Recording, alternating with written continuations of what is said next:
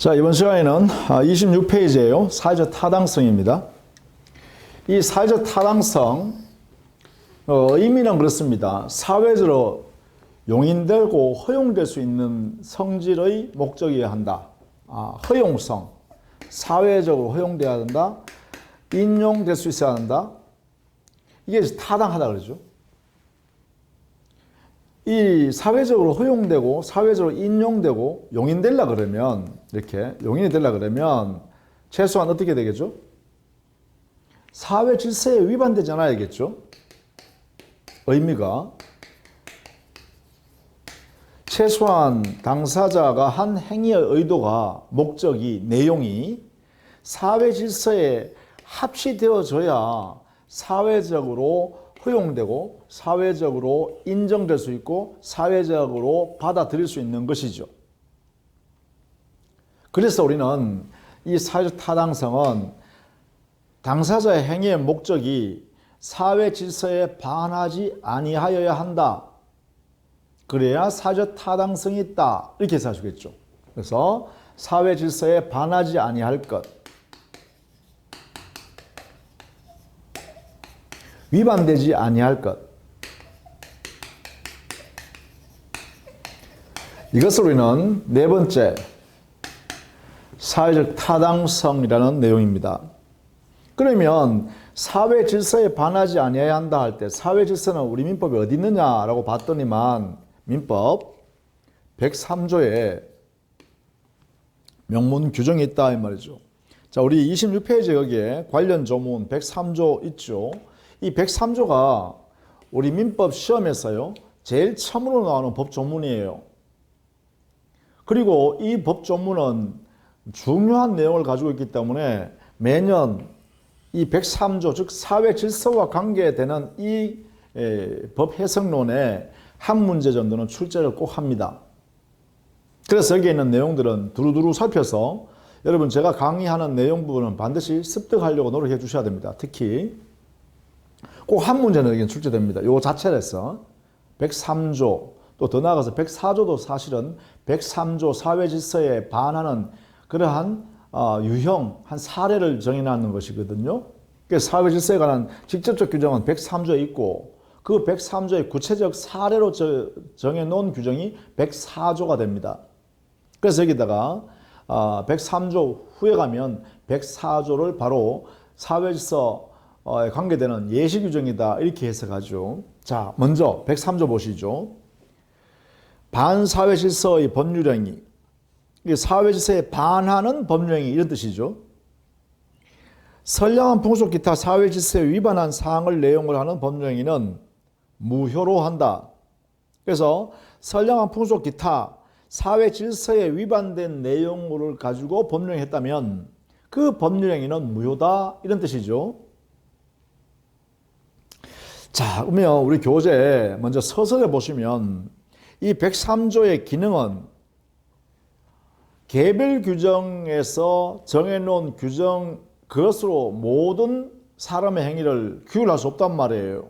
그래서 최후적으로 개별 규정을 강행법규로 만들어 놨더라도 만약에 사회질서란 종우적 질서를 위반하는 행위가 개별 규정을 통해서 규율하지 않고 있다면 사회질서를 보호하기 위해서 마지막으로 최후적으로 이 적용하기 위해서 사회질서에 관한 규정을 두고 있는 거죠.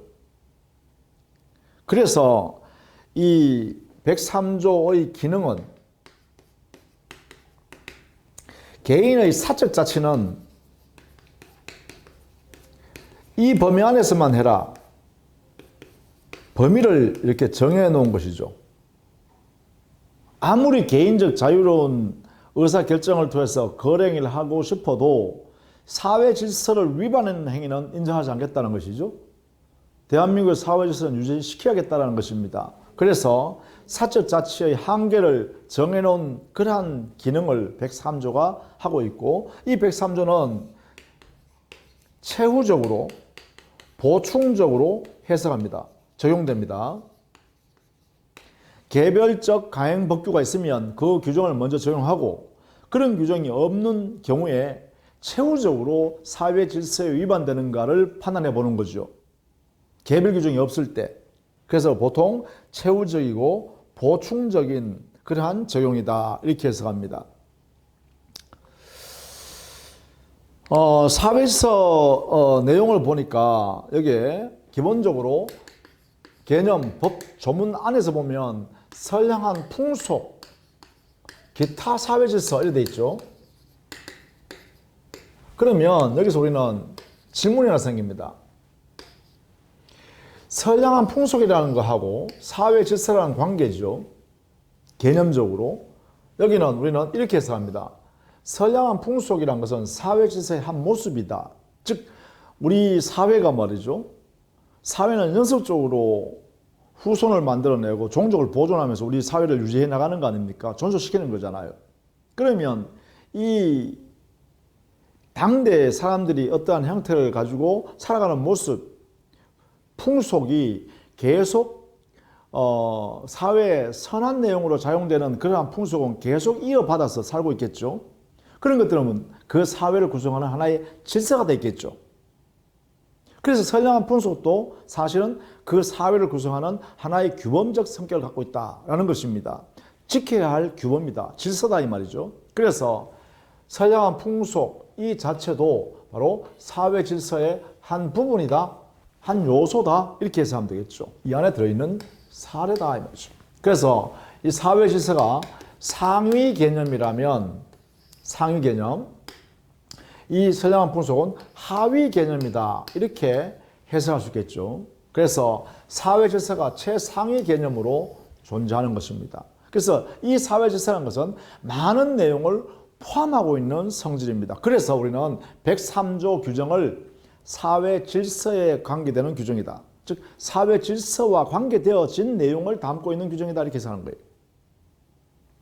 따라서 사회 질서의 이 안에는 대한민국의 사회를 유지하기 위해서 각종 질서를 여기에 다 포함하고 있으니까 이 사회 질서 개념 자체가 굉장히 추상적이고 일반화되어 있는 그러한 개념이죠.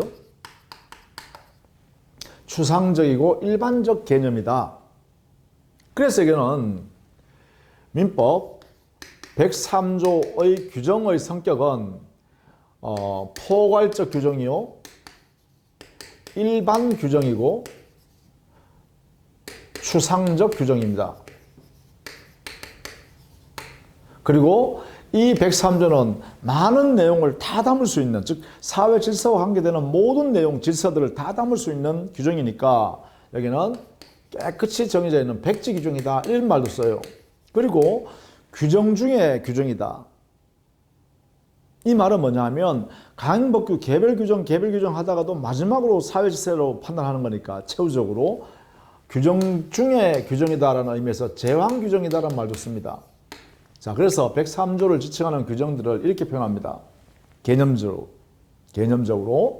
포괄 규정이다, 일반적 규정이다, 일반 규정, 추상적 규정이다, 백지 규정이다, 제왕 규정이다. 이렇게 103조를 이름 짓는다. 자, 이런 내용을 가지고 있다. 그러면 우리는 당연히 103조 안에 있는 사회 질서 이것을 구체화할 필요가 있죠. 너무나 추상적이고 포괄적이기 때문에 그 안에 들어있는 내용들이 어떤 것이 있는가를 봐야 될 거 아닙니까? 구체적으로. 그래서 구체화의 필요성이 있습니다. 이 구체화 필요성을 실현시키는 게 바로 판례죠. 구체화시켜 놓은 판례가 있다 이 말이죠. 그래서 여기는 판례 공부입니다. 이 부분을 우리는 꼭 해둬야 합니다. 꼭 해둬야 합니다. 구체화된 이 사례들요. 여기서 여러분 공부해야 될 이런 내용입니다. 어떤 사건, 구체화되어 있는 사건이 이것은 사회 질서에 위반되기 때문에 무효인 행위다. 또 어떤 행위는 사회 질서에 반하지 않기 때문에 유효한 행위다.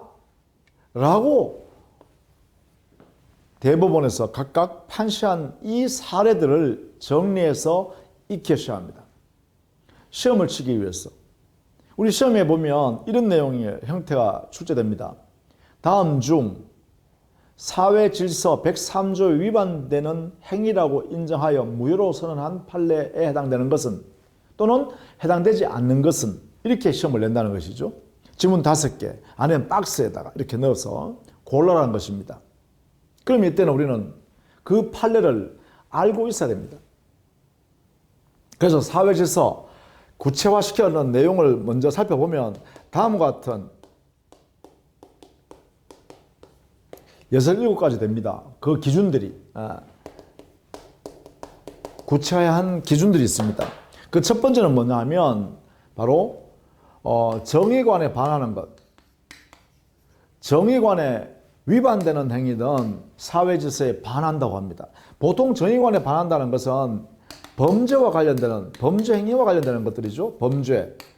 이거와 관련되어 있는 거래 행위입니다. 예를 들면 경매 행위에 경매에 입찰하면서 담합하는 행위, 공정 경쟁 질서를 위반하는 것이죠. 범죄입니다. 또 도박하는데 돈을 빌려주는 행위, 도박을 장려하는 거죠. 도박을 처벌하는 건데 또 도박 장소를 마련해 주는 것, 도박 개장이라 한다 그죠? 이것도 범죄이죠. 그래서 범죄와 관련되는 행위에 관련되어진 그러한 거래 행위들은 무효다는 것이에요. 우리 교재도 보면 이런 내용을 정리해 놨죠. 26페이지 하단부터 있습니다. 구체화되어 있다. 정의관에 반하는 행위. 예컨대 기업 보세요. 도박 자금이나 밀수 자금에 사용하기 위해서 돈을 빌려주는 행위요. 뻔히 알면서 빌려줬다는 거예요. 범죄에 동참하는 거죠. 그런 행위가 무효다. 두 번째, 부채관계 내용이죠. 부채관계 종료를 해줬고 나는 증여계약. 이 부채관계 종료를 해줬고 한다. 이 말은 무슨 말이냐? 줄거놓고 여러분 익혀두십시다. 부채관계를 계속하자고 하는 내용으로서 증여계약하는 거예요. 그럼 부채관계라는 뭐냐? 정상적으로 부부관계가 존재하면서 타인과 다시 같이 살자고 약속하는 거예요. 이혼하지 않은 상태에서 약정하는 것을 말하는 것이죠. 이러한 것은 우리 사회에서요, 일부 일처제라는 제도, 이것을 위반하는 사회질서 위반이다 이 말이죠. 이럴 때 여기에 해당된다라는 것이고, 디귿 동그라미는 나중에 다음 시간에 구체적으로 좀 보겠습니다. 부동산 이중매매에서 이 매도인이 거듭 매매계약을 함으로 인하여 2번 이상의 매매계약을 함으로 인하여 제일 처음에 한 첫 매매에서 매수인의 소유권을 취득할 수 있는 일의 배임적 행위를 하는 경우에 동참하는 제2매수인이 있을 때, 이때는 배임 행위에 동참하기 때문에 이때는 범죄 행위와 관련되기 되어서 그래서 제2매매계약이 무효되는 경우가 있습니다. 그것은 이중매매에서, 부동산 이중매매에서 다시 좀 보도록 하겠습니다. 그 다음에 27페이지 가면 리얼, 경매 입찰에서의 담합행위, 부당한 담합행위. 이것도 역시 사회질서 위반이다 그랬죠. 자, 이런 등등의 내용으로 쭉 한번 살펴봐 두시면 좋겠습니다. 정리를 좀 여러분 해당된다라는 것 좀 보시고요. 자, 그 다음에 두 번째는 윤리관에 반하는 행위입니다. 윤리관에 반하는 행위. 가정윤리라든지 사회윤리를 반하는 것들, 이런 것들이죠. 거기에 대표적인 예가요. 기억해 보시면 아버지와 성년인 소생인 아들에게 부정을 이유로 이혼당한 어머니와 동거하면 반환한다는 조건으로 재산을 정리한 경우 이 모자, 엄마와 자식이 동거하면 안 된다라는 내용으로 한다는 거잖아요. 그럼 이거는 천륜을 위반하는 행위나 마찬가지죠. 그 내용 자체가. 그래서 무효라고 하는 거예요. 또 니언이에요. 자식이 부모를 상대로 불법 행위로 인한 손해배상을 청구하는 것. 이것도 역시 천륜, 즉 부모와 자식 간에 천륜을 반하기 때문에 무효다라는 것이죠. 또 디귿이에요. 부적 계약을 맺는 자체. 이것도 역시 사회질서 위반에 해당됩니다. 이 부척관계, 첩계약을 하는 것은요, 이것은 사회질서 위반이기 때문에 실제로 자기의 진짜 배우자, 법적인 배우자, 처가 동의해 준다고 해서 유효가 될 수 있는 게 아니죠. 사회질서 위반이기 때문에 그렇습니다. 자, 그런 내용으로 우리는 좀 봐두시면 좋겠고요. 그 다음에 세 번째, 28페이지에 있죠. 개인의 자유를 심하게 제한하는 약정. 자유권 제한입니다. 자유권이라는 것은 인권이라고 그러죠. 또 그것도 더군다나 기본적 인권이라고 그러죠. 그것을 심하게 제한한다 라고 하면 그 약정 자체가 무효다라는 것이죠. 이렇게 예를 들면 이런 거죠. 내가 혼인하지 않겠다고 약속하는 것, 내가 회사 들어가면서 회사에서 요구하는 거예요. 당신 회사 들어가는데 들어오면 좋다. 그런데 당신이 만약에 회사 입사해서 혼인하게 되면 퇴사해야 된다 라고 한다든가, 또는 절대로 나는 이혼하지 않겠다고 혼인하면서 약속하는 거, 이것도 이혼의 자유를 침해하는 것이 되죠. 그래서 그 자체는, 그 계약 자체가 무효란 것입니다. 개인의 자유권을 침해하는 행위이기 때문에 그렇죠. 그 외에도 거기에 보시면 여러 가지 정리해놨죠.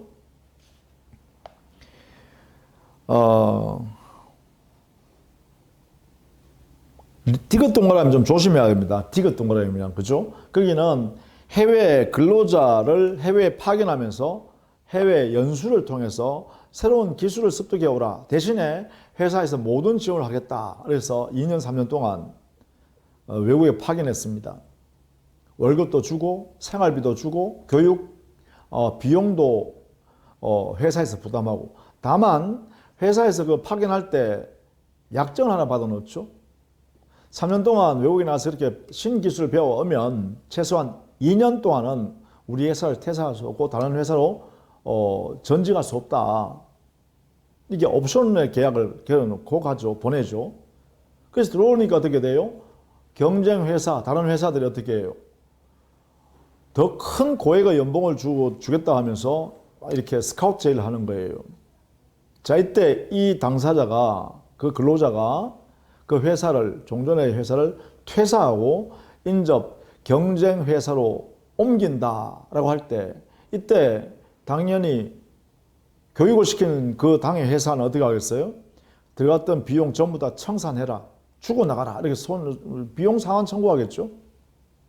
이에 대해서 이 근로자가 이 옵션 계약 자체는 나의 직업 선택의 자유 위반이니까 무효다, 처음부터. 직업 선택의 자유권을 제한한 거 아니냐. 그러니까 이건 무효다. 따라서 무효니까 나는 줄 필요가 없다, 돌려줄 필요가 없다. 이건 나중에 보겠습니다. 왜 줄 필요가 없는가는 이렇게 주장한 거예요. 그래서 이게 회사와 퇴사한 근로자 사이에 소송이 제기된 것이죠. 이때 판단한 사건입니다. 디귿 동그라미요. 이때 우리 법원은 뭐라고 했어요? 이것은 그 경비 반환 면제 기간이 최소한 2년만 회사에 근무해 주면 그 경비를 상환받지 않겠다라고 하는 기간이었다. 그 옵션 기간이. 따라서 그 근로자의 개인의 직업 선택의 자유를 침해하기 위해서 만든 계약이 아니었다. 그러니 이것은 자유권 침해하는 약정이 아니기 때문에 유효한 계약이다라고 한 것이죠. 자, 이런 내용들을 여러분이 적용된다, 적용되지 않는다는 걸 꼭 정리해서 익혀두셔야 합니다. 그 다음에 네 번째는 생존의 기초가 되는 재산 있죠. 기초재산. 이것을 처분하는 약정. 이것도 역시 무효입니다. 생존의 기초가 되는 재산이기 때문에 이것이 없으면 그 당사자는 이 세상을 살아갈 길이 없다는 것입니다. 생존의 기초재산이니까. 즉 자신의 이 사회의 존재 근거가 되는 재산이기 때문에 이걸 처분하겠다는 것은 자기 부정이죠. 그래서 이것은 맞겠다라는 것입니다. 무효란 거예요. 그런 약정하더라도 급부이행할 의무가 안 생긴다라는 것이죠. 그 대표적인 예가 장차 취득하게 될 전 재산을 양도하겠다는 약정이라든지 뭐 재산 다 주겠다는 약정이죠. 또 사찰이라는 것은 뭐예요? 예컨대 부처님을 모셔놓고 거기에 신자들이 같이 신앙생활을 할 수 있는 공간을 사찰이라고 그러죠. 그럼 사찰하면 당연히 임야가 존재해야 될 거 아닙니까? 사찰을 건립해 놔야 되니까. 그런데 그 당에 사찰의 존립 근거인 임야를 다른 사람한테 기부해 보겠다. 이 말은 뭐예요? 사찰 자체에 존재 가능성이 없어지겠죠. 이때 사찰은 뭐냐? 법인격 없는 사단 이렇게 표현하죠. 그러면 그 사단의 존립 근거가 없어진다는 것입니다. 그래서 이 약정 자체도 무효라고 했습니다. 뭐 때문에? 생존 기초재산을 처분하는 약정이기 때문에 이렇게 했죠. 자, 그 다음에 사행행위에 해당되는 경우입니다. 주로 도박이죠. 도박을 사행이라고 하죠. 도박과 관련되는 관련 행위죠. 관련 계약. 이것은 무효란 것이죠.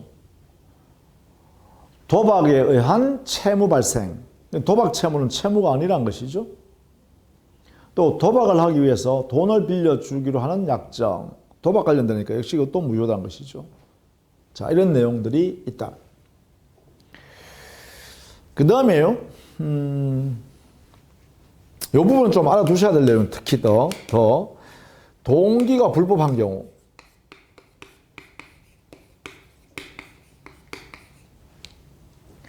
자, 이게 동기라는 것은 법률행위라는 거래행위를 하게 된 이유입니다.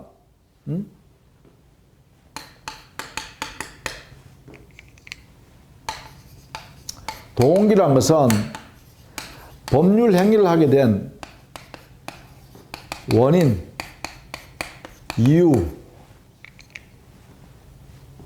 또는 연원, 행위를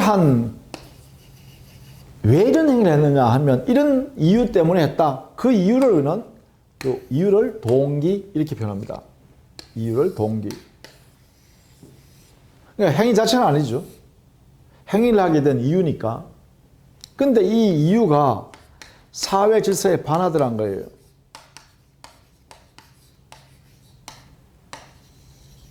이 사회 질서에 반하는 것을 뭐라고 하냐? 법적으로 두 단어로 쓰면 불법 이렇게 씁니다. 그래서 103조 사회질서 여기에 반한다 이 말이죠. 그래서 이게 사회질서 위반의 내용을 동기, 사회질서 위반의 동기 이런 뜻입니다. 불법한 동기.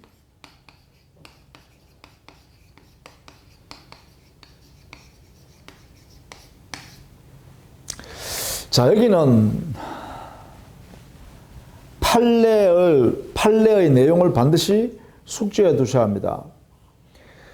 불법한 동기에 의해서 이루어진 법률행위, 행위, 그죠?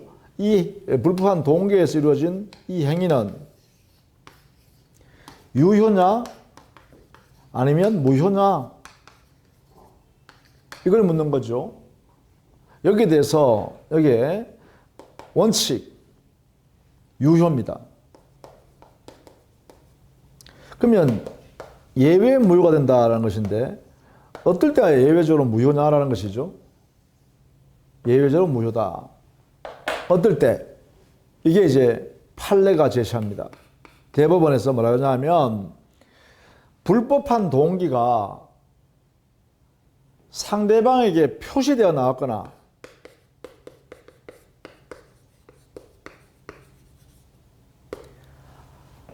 만약에 표시되지 않았다면 그 불법한 동기가 상대방에게 알려진 때입니다. 그래서 표시가 되었거나 상대방에게 알려진 경우에 또는이죠. 이 둘 중에 어느 하나에 해당되어야 합니다. 이 둘 중에. 그때 무효가 됩니다. 그 외에는, 즉 표시되지 않았거나 상대방에게 알려지지 않은 경우라면, 이 두 개 다 아니다라고 한다면 유효입니다. 반드시 이거는 숙지해야겠죠. 이걸 모르면 동기의 불법에 관한 판례의 태도로 옳은 것은 할 때 답을 골라낼 수 없습니다. 판례는 불법한 동기가 많은 표의자가 표시해서 상대방한테 보여줬거나 아니면 표시하지 않았지만 이미 상대방에게 알려져 있다라고 할 때 그때 그 거래 행위는 무효가 됩니다. 그때만 무효예요. 이렇게. 자, 이 둘 중에 어느 하나에 해당될 때만 무효가 됩니다. 표시되었거나 또는 상대방에게 알려진 때 한해서만 무효다. 자, 동기의 불법. 그 부분을 반드시 알아둡니다. 28페이지 제일 하단에 보시면 동기의 불법의 예를 설명해 놨죠. A 동그라미 도박을 목적으로 하여 금전을 빌리는 경우, 또 B 도박장을 운영하기 위해서 건물을 임대차하는 경우, C 살인을 목적으로 무기를 매수하는 경우, 이 전부 다 동기의 불법이죠. 거래행위, 매수나 임대차, 돈 빌리는 금전 소비대차, 이러한 법령을 하게 된 동기가 도박을 한다든가 사람을 살해한다든가 이런 것들이죠. 그러니까 이게 뭐예요? 불법한 내용을 동기로 삼았다, 이런 이야기입니다. 이런 경우에 그 효과는 29페이지 제일 위에 있습니다. 판례는 해서 두 번째 줄에 있죠. 판례는 그 불법한 동기가 표시된 경우, 또 상대방이 알려진 경우, 이때는 사회 질서에 반하는 법률이 되어서 무효가 된다, 이렇게 해석하죠. 그 외에도 불공정한 법률행위도 사회 질서 위반의 한 사례입니다. 이때 불공정한 법률행위는 민법 104조의 예외 규정을 별도로 빼놨으니까 구체적 사례로서 104조에서 살펴보도록 하겠습니다. 기타, 여기에 있는 내용들도 여러분 한번 보시면서 이런 경우에는 사회질서 위반에 해당되어 무효라고 하는구나 라는 판례를 정리해 두시면 좋겠습니다. 읽어보시면 좋겠죠. 자, 그러면 다음 페이지예요. 사회질서 위반한 행위의 효과입니다. 반사회질서 행위의 효과. 당연히 효과는 무효가 되죠. 왜냐? 103조에서 무효라고 선언해놨잖아요. 사회질서 위반한 행위를 유효로 해줄 수 없죠. 그러면 사회질서가 흐트러지잖아요. 그러니까 반사회질서행위다. 법령의 내용이 사회질서에 위반되는 내용으로 하고 있다. 이걸 반사회질서행위라고 그러죠. 이 행위 효과는 무효이고, 이 무효는 모든 사람에 대해서 무효입니다. 행위 당사자에 대해서 무효뿐만 아니라 제3자 모두에도 무효입니다. 그래서 누구든지 무효를 주장할 수 있고 또 누구에 대해서도 무효를 주장할 수 있는 상태가 됩니다. 그래서 이런 것을 말하냐, 절대적인 무효라고 그러죠. 그래서 이 무효는 절대적 무효입니다. 어떤 경우에도 무효입니다. 자, 이때 무효이기 때문에, 행위 자체가 무효이기 때문에 아직 아무것도 이행하기 전이면, 이럴 때는 이행 안 하면 그만이죠. 의무가 안 생겼으니까 이행할 필요가 없습니다. 불필요합니다. 그렇죠? 의무가 아니므로 이행할 필요가 없습니다. 안 해도 그만이다, 이런 이야기죠. 자, 그런데 여기서 이제 중요합니다. 그런데 만약에 이미 무효임에도 불구하고 이행을 한 경우 어떻게 될까? 후이면? 자, 이행한 후의 문제입니다. 우리 일반 원리에 하면 원리에 의하면 무효임에도 불구하고 이행했다면 그 이행받은 상대방은 부당한 이득이 돼요. 부당이득이니까 돌려줘야 되죠. 즉 이행하여 급부한 당사자의 손해가 상대방의 수령에 의해서 이득이 발생하니까 손해와 관계돼서 인과관계 존재한다는 거예요. 그렇다면 받은 사람, 수익자는, 이득을 본 사람은 반환할 의무가 생깁니다.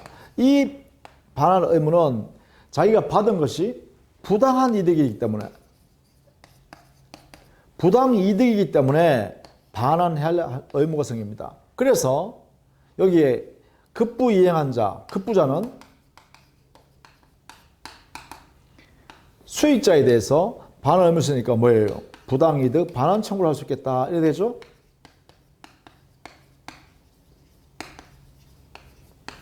청구권을 행사할 수 있다 이 말입니다. 이게 원칙입니다. 원리입니다, 이게. 자, 이것은 어떤 거래행위가 무효라고 하면, 원칙적으로는 이행하기 전이면 아무것도 이행할 필요가 없습니다. 안 하면 그만입니다. 그런데 문제는 뭐냐면, 무효임에도 불구하고 이미 이행한 후라면 이때는 원칙적으로 수익자는 부당 이득을 취했으므로 반환할 의무가 생기고, 급부한 사람은 수익자에 대해서 부당 이득을 반환하라, 자기한테 손해난 만큼 반환하라고 청구할 수 있다는 거죠. 자, 그런데 이게 이제 무효의 대원칙입니다. 이 대원칙. 이 무효의 대원칙입니다. 무효행위의 대원칙. 이렇게 해석합니다. 이렇게. 자, 그런데 말입니다. 사회 질서 행위로 인하여 무효인 경우요. 이런 경우에는 이행하기 전에는 똑같습니다. 이행 안 하면 됩니다. 그런데 무효임에도 불구하고 이미 이행한 후이면 여기는 민법 746조가 별도로 있습니다. 이것이 적용된다. 자, 이것이 중요합니다. 746조, 이 조문의 이름은 불법을 원인으로 하여 재산을 급여한 경우, 이 급여한 사람은 반환 청구권을 인정할 수 없다라고 규정이 되어 있습니다. 그러면 어떻게 되냐? 사회 질서 위반, 이게 민법 103조죠. 사회 질서 위반한 행위는 불법에 의한 행위죠. 이 불법을 원인으로 해서 급부 이행한 경우죠. 그러면 불법을 원인으로 하여 재산을 이행한 경우니까 여기에 해당되죠. 746조. 즉 여기서 사회질서 위반에 근거하여 무효임에도 불구하고 급부한 것이라는 것은 불법을 원인으로 하여 급부한 것에 해당되고, 그렇다면 746조 불법 원인 급여자가 되고, 여기에 급여한 사람은, 급부한 사람은, 그러면 그 사람한테 어떻게 되냐라고 봤더니만 746조 조문에 의하여 반환 청구 못한다라고 정해졌다는 거예요. 이렇게. 그러면 여기서 어떻게 되냐? 이렇게 되죠. 103조가 적용되어 무효행위다라고 하면, 그런데 만약에 이행한 후다라고 한 거예요. 이행이 되었다는 거예요. 이런 경우 우리 민법 746조가 무조건 적용됩니다. 결과적으로 어떻게 해요? 이행한 당사자는 반환 청구권이 인정되지 않는다라는 결과가 생긴다는 거예요. 자, 이 부분은 공식입니다. 이것도 이 부분의 공식. 무효 중에서 사회 질서 위반의 무효임에도 불구하고 급부 이행을 했다라고 하면 746조가 적용된다. 746조는 불법 원인 급여 규정이라 하고, 불법 원인 급여한 자는 재산의 반환을 청구할 수 없다. 이렇게 해석합니다. 그럼 결국은 뭐냐? 급부 이행을 해버리면 못 받는다는 거예요. 자, 이 부분은 여러분이 반드시 특칙입니다. 특칙. 이렇게 특칙. 이 특칙 규정이 있다는 거예요. 불법 원인 급여에 해당되는 경우에는 반환 청구 못한다. 그때 불법 원인 급여라는 것은 사회질서 위반을 원인으로 하여 급여한 것을 말한다. 그죠? 정리하면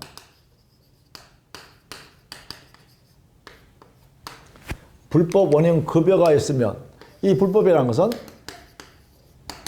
사회질서 반환 행위, 이것이 원인이 되는 것이죠. 사회질서 반환하는 것, 불법. 요 행위는 원인. 그래서 그 원인에 기해서 재산을 넘겨줬다. 이때 여기는 반환 청구권이 인정되지 않는다. 그래서 여기는 민법 103조, 이것은 민법 746조. 되겠죠? 103조, 746조는 항상 붙어 다닙니다. 이렇게. 이 부분을 반드시 알아두셔야 하는 거죠. 자, 이것을 우리 교재에 정리해 보면 30페이지에 있습니다. 30페이지에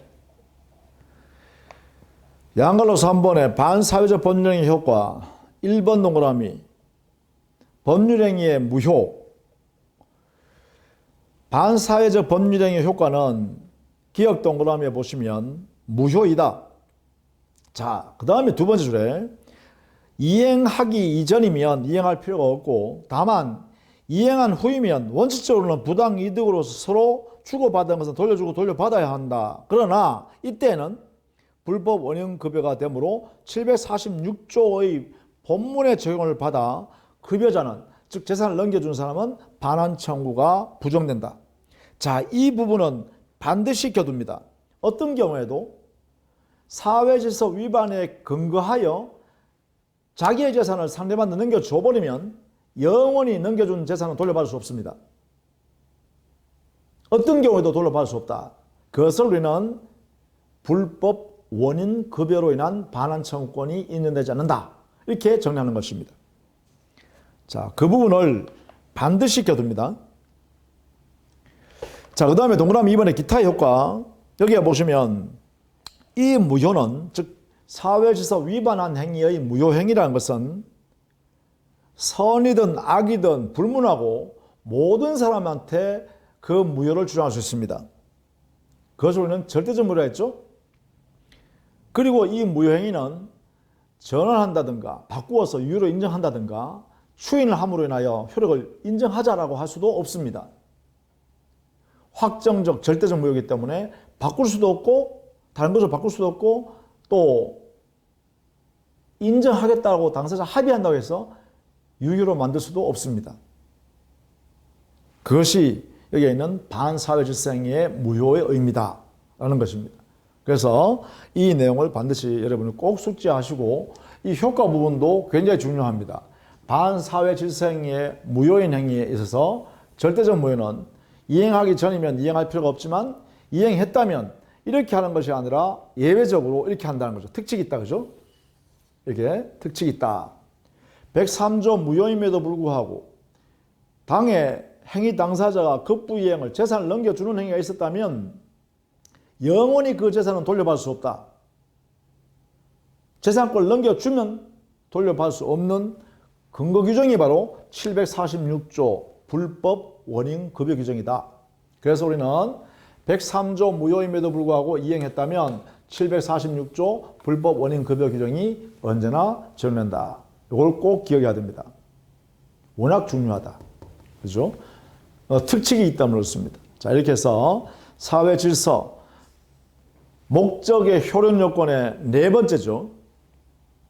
확정, 가능, 적법, 사회적 타당성. 그중 사회적 타당성의 사회 질서에 관한 내용인데요. 이 부분에는 우리 시험에 이렇게 낼 부분이 굉장히 많아요.